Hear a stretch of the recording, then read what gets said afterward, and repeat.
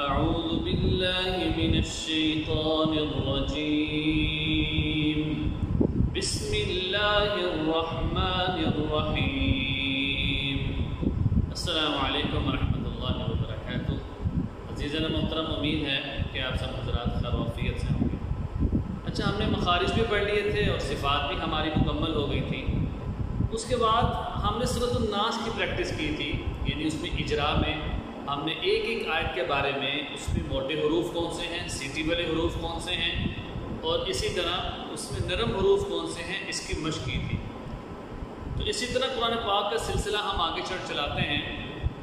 آج ہم مشق کرتے ہیں سورۃ الفلق کی، لہٰذا اس کا اجرا کریں گے، قوانین ہیں ہم ان کو پڑھیں گے۔ اگر کسی کو کوئی بات سمجھ نہیں آ رہی، کوئی مخرج سمجھ نہیں آ رہا، تو جو شروع کے سبق ہیں، سبق نمبر 3، 4، 5، 6، ان سبقوں میں مخارج کو بیان کیا گیا ہے، اور اسی طرح اس کے بعد صفات کو بیان کیا ہے۔ اگر کوئی جس کو قرآن پاک سمجھنے میں مشکل ہو رہی ہے، یا کوئی صفت سمجھ نہیں آ رہی، یا مخرج سمجھ نہیں آ رہا، تو وہ جو شروع کی جو ویڈیو ہیں آپ حضرات وہ دیکھ لیں، تو انشاءاللہ اس سے بہت فائدہ ہوگا۔ اس سے مخارج میں اور صفات میں پختگی آئے گی، اور پتہ ہوگا کہ ہمیں اس کو لائق کیسے کرنا ہے۔ اب سورۃ الفلق کا ہم اجرا کرتے ہیں، اس میں دیکھتے ہیں کہ اس کو کیسے پڑھنے ہیں، موٹے حروف اور نرم حروف اس میں کون کون سے ہیں۔ میں تلاوت کرتا ہوں، اس کے بعد میں ایک ایک آیت کا اجرا کروں گا۔ آپ اگر ساتھ پڑھنا چاہیں تو ساتھ پڑھیں۔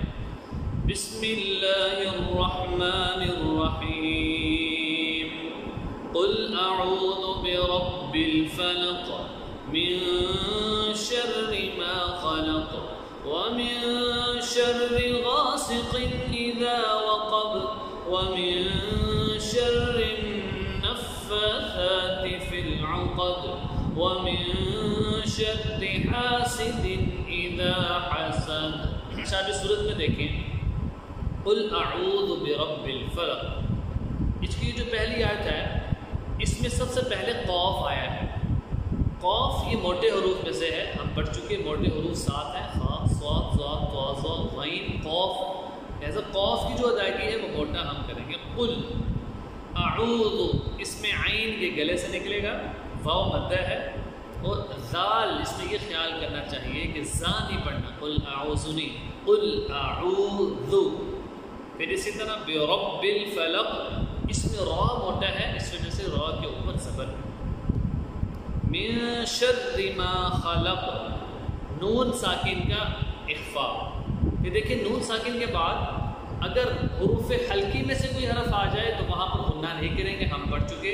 اور اگر حروف حلقی کے علاوہ، با کے علاوہ کوئی حرف آ جائے تو وہاں پر اخفاء ہوگا۔ اخفاء کا مطلب یہ ہوتا ہے کہ آواز کو ایک الف کی مقدار ناک میں چھپا کر ہم نے لمبا کرنا ہے، جیسے من شر، من شر، اس میں جو زبان ہے اس کو اوپر تالو کے سر لگائیں گے اور آواز ناک میں جائے گی، من شر، اس کی ادائیگی اس طرح ہوگی۔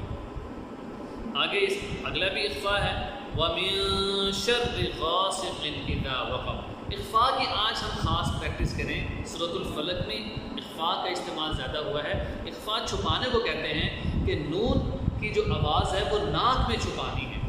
وَمِن شَرِّ غَاسِقٍ، غین یہ بھی موٹے حروف میں سے ہے، سین یہ سیٹی والے حروف میں سے ہے، غاسق اذا وقب، یہاں پر بھی ذال ہے جو کہ نرم حروف میں سے ہے، اذا وقب، قاف موٹا حروف۔